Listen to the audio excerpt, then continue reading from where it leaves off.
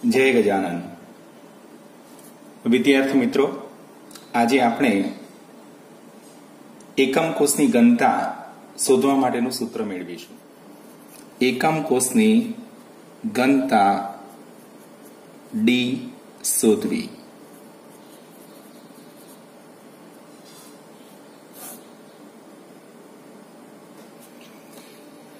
क्षकिरण विवर्तन नी मददथी घन स्फटिक ना एकम कोष नी धारनी लंबाई नक्की करी शकाय छे।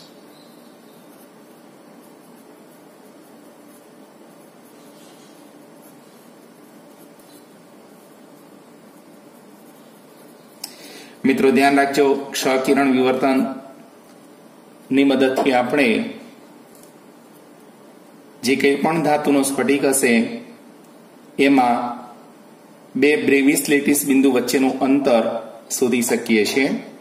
धारो के आपणी पासे आ एक ब्रेविस लेटिस बिंदु, आ बीजું ब्रेविस लेटिस बिंदु, तो ए बंने वच्चेनुं अंतर डी जाणવું હોય तो આપણે क्षकिरण विवर्तन बातनी मददथी शोधी शकीए छीए। ए ज रीते आ बे ब्रेविस लेटिस बिंदुओ छे तो ए बंने वच्चेनुं अंतर पण क्षकिरण विवर्तन बातनी मददथी शोधी शकाय छे। आना माटे स्पेशियल आपणे ब्रेक इक्वेशन जाणવું પડે जे आपણા सिलेबसमां નથી અને માટે આપણે n લેમ્બડા = 2d sin θ એ સૂત્રનો ઉપયોગ અહીં કરતા નથી। બાકી બે ક્રમિક સ્તર વચ્ચેનું અંતર d જાણવા માટે આપણે બ્રેક ઇક્વેશનનો ઉપયોગ કરીને એ શોધી શકીએ છીએ। મિત્રો અહીં આપણે આ બે લેટિસ બિંદુઓ તેમજ આ બે લેટિસ બિંદુઓનું વચ્ચેનું અંતર, અહીંયા બે લેટિસ બિંદુ વચ્ચેનું અંતર આપણે क्षकिरण विवर्तन बातनी मददथी शोधी शकीए। ए ज रीते आ दरेके दरेक लेटिस बिंदु वच्चेनुं अंतर क्षकिरण विवर्तन बातनी मददथी शोधी शकीए छीए। અહીં આ એક એકમ કોષ આપણે બનાવ્યો તો એકમ કોષમાં ધારની લંબાઈ એ આપણને પ્રાપ્ત થઈ ગઈ। અહીં દરેકે દરેક ધારની લંબાઈ એક સમાન હોય તો સમઘન પ્રાપ્ત થઈ શકે અને સમઘનનું કદ એ એકમ કોષનું કદ તરીકે ઓળખાવી શકાય અને માટે અહીં આપણે લખી શકીએ છીએ કે એકમ કોષનું કદ V of unit cell। એકમ કોષ એટલે જ યુનિટ સેલ, એનું કદ એટલે V of unit cell। અહીં એકમ કોષમાં ધારની લંબાઈ એ આપણે જાણીએ છીએ અને માટે યુનિટ સેલનું કદ A × A બરાબર 1³ આપણે લખી શકીએ છીએ। નંબર 1, હવે એકમ કોષનું દળ જાણવા માટે આપણે આ એકમ કોષમાં રહેલા પરમાણુની સંખ્યા તેમજ તેમાં રહેલા એકલ પરમાણુનું દળ આ બંને જાણતા હોઈએ તો એકમ કોષનું દળ સરળતાથી શોધી શકાય છે।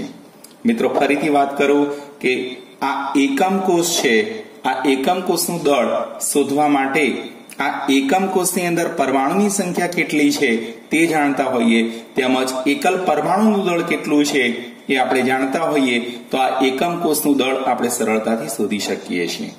મિત્રો અહીં આ એકમ કોષ આદિમ કોષ પ્રકારનો હોય એટલે કે પ્રિમિટિવ યુનિટ સેલ હોય તો તેની અંદર 8 ખૂણા ઉપર પરમાણુ ગોઠવાયેલા હોય છે અને પ્રતિ એકમ કોષથી 8 ગુણાકારમાં 1/8 = 1 થાય છે। પણ મિત્રો ફલક કેન્દ્રિત હોય તો 8 ખૂણા ઉપરાંત 6 ફલકોના કેન્દ્રમાં પણ પરમાણુ ગોઠવાયેલા હોય છે અને પરિણામે 1 + 3 = 4 પરમાણુ આપણે અગાઉ ગણતરી કરી ચૂક્યા છીએ। 8 × 1/8 + 6 × 1/2 = 1 + 3 = 4 અને પરિણામે અહીં આ એકમ કોષમાં પરમાણુની સંખ્યા ટોટલ 4 પ્રાપ્ત થઈ શકે ફલક કેન્દ્રિત પ્રકારનો એકમ કોષ હોય તો। અને જો અંતઃ કેન્દ્રિત પ્રકારનો એકમ કોષ હોય તો Z ની સંખ્યા 2 પ્રાપ્ત થઈ શકે છે કારણ કે 8 ખૂણાઓ ઉપરાંત એકમ કોષના કેન્દ્રની અંદર પરમાણુ ગોઠવાયેલો હોય છે અને માટે ટોટલ પરમાણુની સંખ્યા 2 થાય છે। તો આમ આપણી પાસે આદિમ કોષ છે કે અંતઃ કેન્દ્રિત એકમ કોષ છે કે અગાઉ વાત કરી એમ ફલક કેન્દ્રિત એકમ કોષ છે, એ કયા પ્રકારનો કોષ છે એની આધારે આપણે Z ની કિંમત નક્કી કરી શકીએ છીએ। અને ઝેડની કિંમત આપણને ખબર હોય તેમજ એકલ પરમાણુનું દળ આપણને ખબર હોય તો આ એકમ કોષનું દળ પણ આપણે સરળતાથી શોધી શકીએ છીએ અને માટે અહીં હું હવે લખી શકું છું કે mass of unit cell is equal to number of atoms into 1 atoms mass, એટલે કે એકમ કોષમાં રહેલા પરમાણુની સંખ્યા એકમ કોષમાં રહેલા પરમાણુની સંખ્યા ગુણાકારમાં એકલ પરમાણુનું દળ. મિત્રો, એકમ કોષમાં રહેલા પરમાણુની સંખ્યાને આપણે કેપિટલ Z સિમ્બોલ વડે દર્શાવીએ અને એકલ પરમાણુનું દળ સ્મોલ m વડે દર્શાવીએ તો અહીં આપણે માસ of unit cell is equal two Z into m લખી શકીએ છીએ. તો આ એક સમીકરણ આપણને પ્રાપ્ત થયું નંબર 2. આપણે એકમ કોષનું દળ પણ જાણીએ છીએ અને એકમ કોષનું કદ પણ જાણીએ છીએ, માટે એકમ કોષની ઘનતા આપણે સરળતાથી શોધી શકીએ છીએ. અહીં એકમ કોષનું કદ દર્શાવ્યું છે, અહીંયા એકમ કોષનું દળ દર્શાવ્યું છે અને માટે હવે આપણે અહીં ગણતરી કરી શકીશું એકમ કોષની ઘનતા. મિત્રો, ખાસ ધ્યાન રાખવાનું કે એકમ કોષની ઘનતા ડી શોધવા માટેનું સૂત્ર વારંવાર પરીક્ષામાં પૂછાય છે, ગણતરી પણ પૂછાય છે, એટલે તૈયારી કરવી. અહીં એકમ કોષનું દળ જાણતા હોઈએ તેમજ એકમ કોષનું કદ જાણતા હોઈએ તો ઘનતા બરાબર દળ ભાગ્યા કદ, એટલે કે એકમ કોષનું દળ છેદમાં એકમ કોષનું કદ દર્શાવીશું. બેટા, અહીં આપણે એકમ કોષનું દળ 2 નંબરના સૂત્ર દ્વારા તેમજ એકમ કોષનું કદ 1 નંબરના સૂત્રની મદદથી દર્શાવેલું છે, તો એ બંનેની કિંમત અહીં આપણે મૂકી દઈએ તો પરિણામે ઉપર લખી શકાશે દળ is equal two Z into small m છેદની અંદર એકમ કોષનું કદ A3. Z એટલે પ્રતિ એકમ કોષ દીઠ પરમાણુની સંખ્યા છે, સ્મોલ m એ એકલ પરમાણુનું દળ છે અને કદ A³ વડે દર્શાવ્યું છે અને માટે એકમ કોષની ઘનતા આપણે Z into m upon A³ સૂત્રની મદદથી શોધી શકીએ છીએ.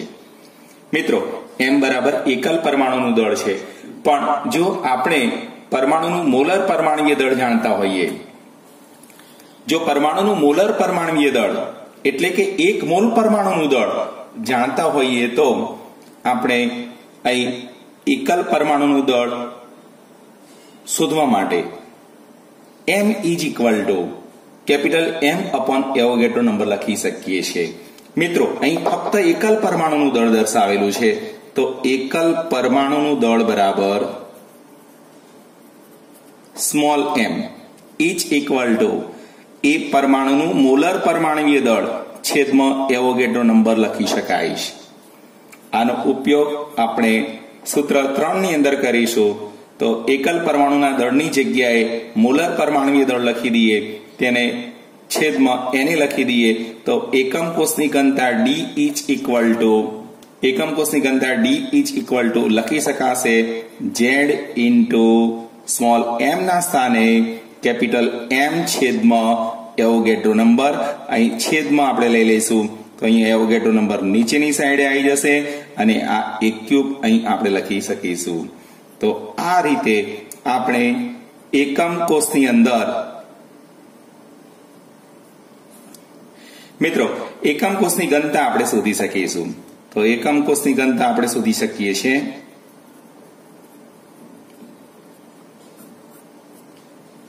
સૂત્ર નંબર 5 ની મદદથી.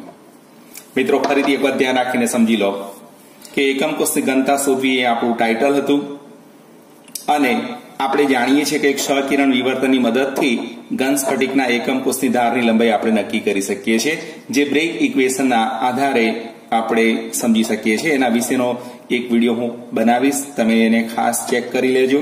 એના ઉપર આધારિત લગભગ 4-5 વખત નીટની અંદર તેમજ 2-3 વખત JEE ની અંદર પ્રશ્નો પૂછાઈ ચૂક્યા છે અને માટે એનો એક વિડીયો પણ હું બનાવીશ. વિદ્યાર્થી મિત્રો જે લોકોએ હજી સબસ્ક્રાઇબ નથી કર્યું, બરાબર, એવા વિદ્યાર્થીઓ ખાસ ધ્યાન રાખો. હું કેટલાક ખૂબ જ અગત્યના અને સારા પ્રશ્નો બનાવીને મૂકીશ જે તમને પરીક્ષા માટે ખૂબ જ ઉપયોગી થશે, બરાબર. એટલે ખાસ કરીને લાઈક, શેર અને સબસ્ક્રાઇબ કરવાનું ટાળશો નહીં. તમે જાણો, તમારા મિત્રોને પણ એ મેસેજ મોકલો, બરાબર, અને એ દરેક વિદ્યાર્થીઓ એ સમજે, શીખે, બરાબર, એ મારી તમને એક નમ્ર વિનંતી છે. મિત્રો, અહીં આ એકમ કોષ છે. આ એકમ કોષની અંદર ધારની લંબાઈ એ આપણે જાણતા હોઈએ તો યુનિટ સેલનું કદ નક્કી કરી શકાય છે. જો આ યુનિટ સેલનું દળ જાણવું હોય તો તેમાં પરમાણુની સંખ્યા કેટલી છે તેમજ એમાં રહેલા એકલ પરમાણુનું દળ કેટલું છે એ આપણે જાણતા હોઈએ તો એના મદદથી આપણે માસ ઓફ યુનિટ સેલ એટલે કે એકમ કોષનું દળ નક્કી કરી શકીએ છીએ. અને ત્યારબાદ એકમ કોષની ઘનતા નક્કી કરવા માટે એકમ કોષનું દળ છેદમાં એકમ કોષનું કદ લખીશું. આ એકમ કોષનું દળ છેદમાં એકમ કોષનું કદ. એકમ કોષનું દળ અહીં આપણે લખી દીધેલું છે તો 2 નંબર ઉપરથી આપણે મેળવી લઈશું Z/m અને 1 નંબર ઉપરથી લખી દઈશું એકમ કોષનું કદ 1/3. પણ m એ એકલ પરમાણુનું દળ છે તો એ મોલર પરમાણુય દળ છેદમાં એવોગેડ્રો નંબરની મદદથી મેળવી શકાય છે અને માટે અહીં આપણે સ્મોલ m ના સ્થાને કેપિટલ M છેદમાં એવોગેડ્રો નંબર લખીશું. અહીં એવોગેડ્રો નંબર Na છે જેની કિંમત 6.022 × 1023 છે. મિત્રો, અત્યારે હાલ આપણી પાસે ટોટલ 5 પેરામીટર પ્રાપ્ત થયેલા છે, જેમ કે ડેન્સિટી, એકમ કોષની ઘનતા, એકમ કોષમાં રહેલા પરમાણુની સંખ્યા, પરમાણુનું મોલર પરમાણુય દળ તેમજ એકમ કોષનું કદ, એના આધારે ધારની લંબાઈ, આ બધા આપણે જાણી શકીએ છીએ. એવોગેડ્રો નંબર Na, બરાબર, એની વેલ્યુ 1 છે. એટલે આ પૈકી કોઈ પણ એક તમને શોધવાનું કહ્યું હોય અને બાકીના 4 પેરામીટર તમને આપી દેવામાં આવેલા હોય. Thank you very much. મિત્રો, હજી પણ આના ઉપર આધારિત બીજા કેટલાક દાખલાઓ આપણે આ જ લેક્ચરમાં સમજીએ. વિદ્યાર્થી મિત્રો, કોયડો 1.3 એક તત્વની સ્ફટિક રચના અંતઃકેન્દ્રિત એકમ કોષ પ્રકારની છે. એકમ કોષના ધારની લંબાઈ 288 પિકોમીટર છે. તત્વની ઘનતા 7.2 ગ્રામ પ્રતિ સેન્ટીમીટર ક્યુબ છે. તો તત્વના 208 ગ્રામમાં રહેલ પરમાણુની સંખ્યા શોધો. તો મિત્રો, આપણને સૌપ્રથમ શું આપ્યું છે એ જોઈ લઈએ. તો નંબર 1 આપણને અંતઃકેન્દ્રિત એકમ કોષ આપેલો છે અને પરિણામે body centred cubic close pack પ્રકારની રચના છે.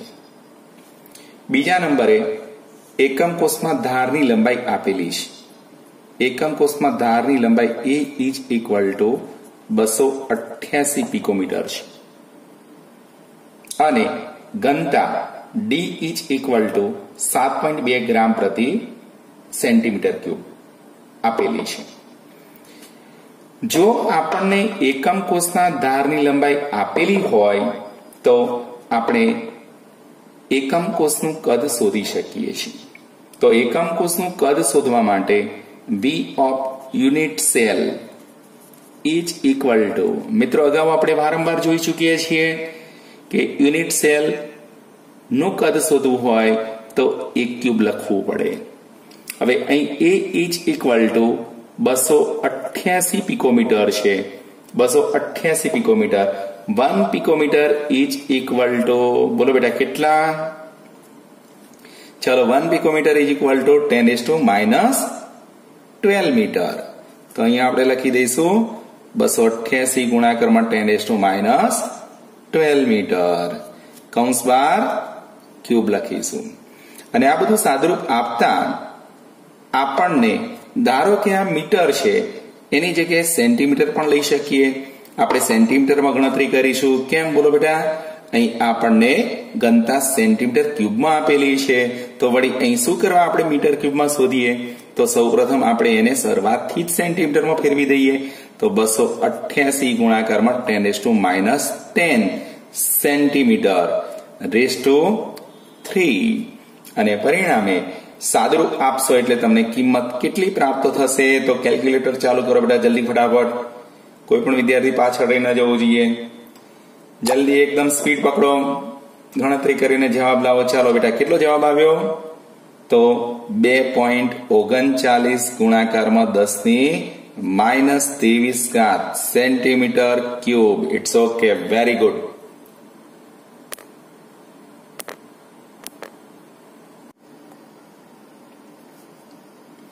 વિદ્યાર્થી મિત્રો, કોયડો 1.4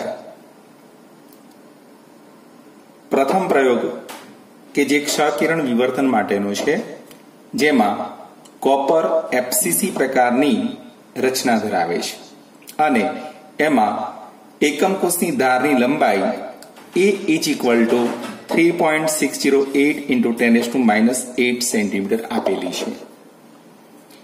કોપર FCC પ્રકારની FCC એકમ કોષમાં સ્ફટિકીકરણ પામે છે અને એકમ કોષમાં ધારની લંબાઈ A is equal to 3.608 × 10⁻8 centimetre આપેલી છે.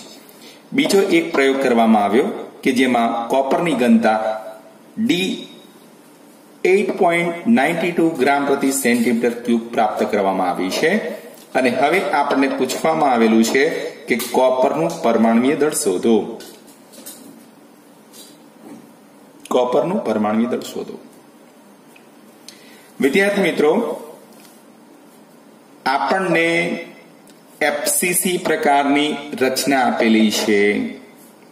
નંબર 2, એકમ કોષમાં ધારની લંબાઈ આપેલી છે અને કોપરની ઘનતા આપી દેવામાં આવેલી છે. આ બધી કિંમતોની મદદથી કોપરનું પરમાણુય દળ આપણે શોધવાનું છે.